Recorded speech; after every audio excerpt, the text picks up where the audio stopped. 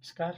तो आज हम बात करेंगे गोदी मीडिया के प्राइम टाइम पाखंड पर, जो कैसे एक आम भारतीय के सामने शाम होते ही पाखंड परोसने लगते हैं। तो उनमें से इनकी रिपोर्ट जो राष्ट्रीय चैनल हैं उनको देखिए। पहले आप इस खड़ी चट्टान को देखिए, यह कितनी ऊंचाई से खड़ी चट्टान है जिससे एक झरना गिर रहा है।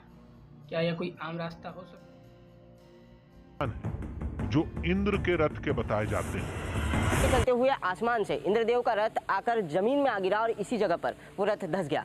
रथ के धंसने की वजह से यहाँ पर जमीन में एक बहुत बड़ा गड्ढा बन गया और बारिश का झरने का पानी उस कुंड के अंदर भरने की वजह से इस जगह को इंद्रकुंड नाम दिया। किसी भी झरने के नीचे गड्ढा बनना, कुंड बनना एक भौतिक घटना है, एक भौगोलिक घटना है।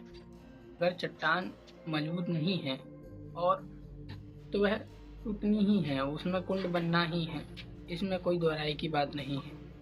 तो ये तर्क देना कि यहाँ कुछ बैठने से गड्ढा बन गया, इसका कोई आधार नहीं है। दिया गया। कहते हैं गर्मी में जब एक कुंड सूखता है तो उस वक्त यहाँ पर रथ के पहियों के निशान साफ दिखाई देते हैं। इसी जगह पर रथ धंसने की वजह से इंद्रदेव अपने रथ को यहाँ छोड़कर दंडकारण्य के इस बीहड़ जंगल में इसी रास्ते पर आ गए।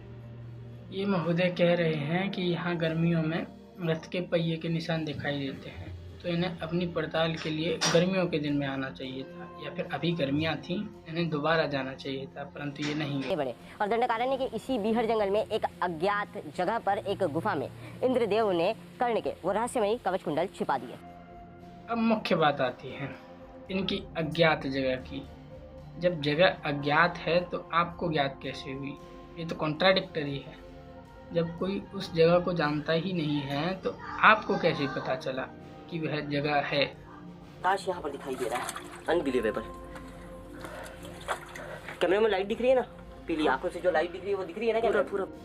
गुफा के सामने रखी उन लकड़ियों को देखिए। यह व्यक्ति गुफा के काफ़ी अंदर गया है, तो वो लकड़ियाँ पहुँची कैसे? और लकड़ियाँ बहुत छोटी छोटी हैं, तो इनका ड्रामा देखिएगा कैसे उसको हटाने के लिए ये प्रयत्न कर रहे हैं, पर इनसे उठ नहीं पा रही हैं 4 लकड़ियाँ, जिसके चलते हुए यहाँ का रास्ता पूरी तरीके से बंद है। लकड़ियाँ यहाँ पर फंसी हुई है।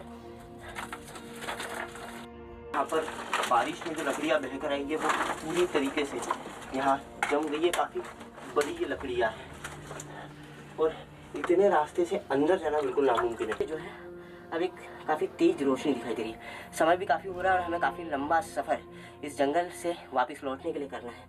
ऐसे में अब इस जगह पर भी बहुत ज़्यादा देर तक हम रुक नहीं सकते। उस रोशनी को हम देख रहे हैं लेकिन वहाँ तक पहुँचने का कोई रास्ता हमारे पास नहीं है। हाँ, ये तो उस रोशनी को नहीं देख पाए, कहाँ से रोशनी आ रही है, यहीं के द्वारा बनाई गई वो रोशनी। और ये चल भी दिए तो ये तो चले जाएंगे, पर आप सबको, हम सबको सतर्क रहने की आवश्यकता है। ऐसी झूठी खबरों से बचने की आवश्यकता है इस बदलते समाज में जहाँ सब कुछ बिका हुआ है।